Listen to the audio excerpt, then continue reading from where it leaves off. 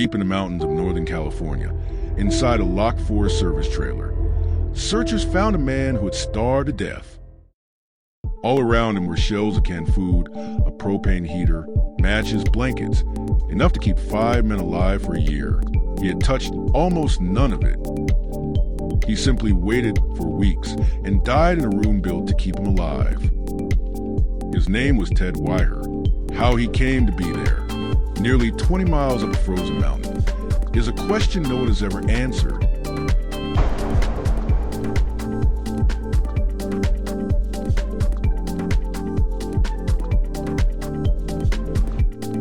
On the night of February 24th, 1978, 5 young men left Yuba City, California, to watch a college basketball game in Chico, 50 miles away. They were Ted Weiher, Jack Madruga, Bill Sterling, Jackie Hewitt, and Gary Mathias. Their families simply called them the boys. Each lived with a mild intellectual disability or a psychiatric condition. They were gentle, routine-bound men who rarely strayed far from the lives they knew. And they had every reason to come straight home. The next morning, they were to play in a basketball tournament. The winners would earn a trip to Los Angeles. Their uniforms were already laid out on their beds. They watched the game that night among the crowd in Chico State. Afterward, they stopped at a small market for snacks, candy, soda, chocolate milk, and turned toward home. It was the last ordinary thing any of them would ever do, because they never drove south toward Yuba City. Instead, Jack Madruga's Mercury climbed east up a narrow road deep into the Plumas National Forest, the wrong direction into the snow. No one knows why. For days later, the car was found, abandoned on the frozen road, far from any route home. The doors were unlocked.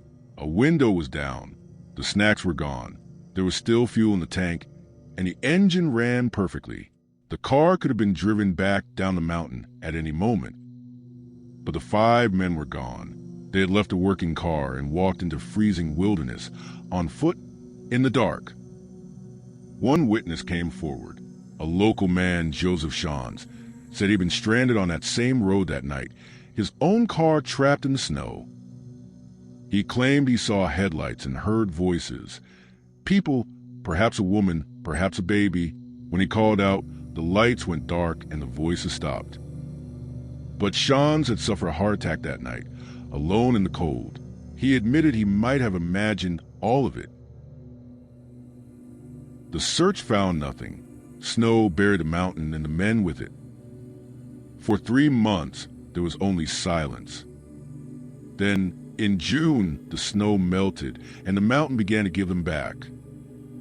Shadow Archives, a new Unsolved case every week. Subscribe. Motorcyclists found a Forest Service trailer first, nearly 20 miles from the car. Inside lay Ted Weiher, wrapped carefully in 8 bedsheets, as though someone had tried to care for him. He had survived for weeks, maybe months. He had lost nearly half his body weight. His feet were badly frostbitten, and his shoes were gone. But it was what surrounded him that made no sense. The trailer and its sheds held enough food for all 5 men for a year.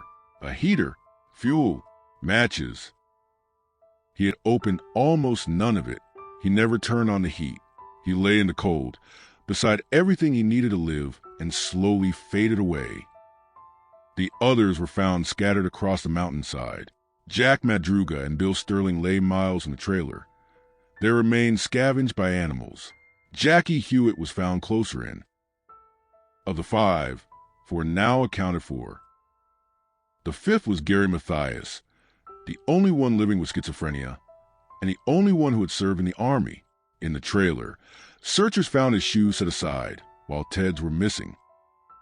It seemed Mathias had taken his friend's shoes and walked back out into the mountains. He was never found, not in 1978, and not in all the decades since. So what happened? Some believe they simply became lost and afraid, unable to use the food and warmth that might have saved them. Others blame Mathias, off his medication in the cold, and their families never stopped believing that someone forced them up that mountain. 5 men drove home from a basketball game. They ended up deep in a frozen forest, walking away from a car that still ran, toward a death they could have escaped. For the mountain returned, one it kept